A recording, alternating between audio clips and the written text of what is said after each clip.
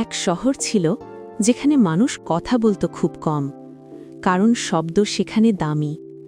যত বেশি কথা বলবে তত বেশি স্মৃতি হারাবে। এই শহরে থাকত একটি মেয়ে, নাম ইরা। ইরা কথা বলতো না বললেই চলে, সে বরং মাটিতে পড়ে থাকা শব্দ কুড়াত।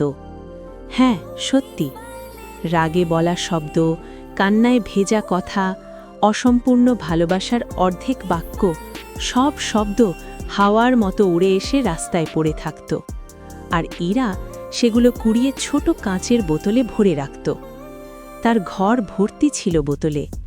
একটিতে লেখা, আমি ফিরব, আরেকটিতে, ভয় পেও না।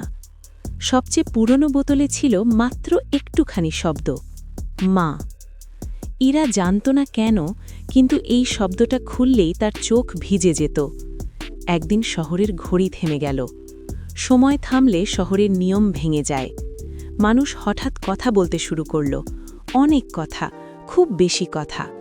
আর কথা বলার সাথে সাথে তাদের স্মৃতি ঝরে পড়তে লাগল বৃষ্টির মতো।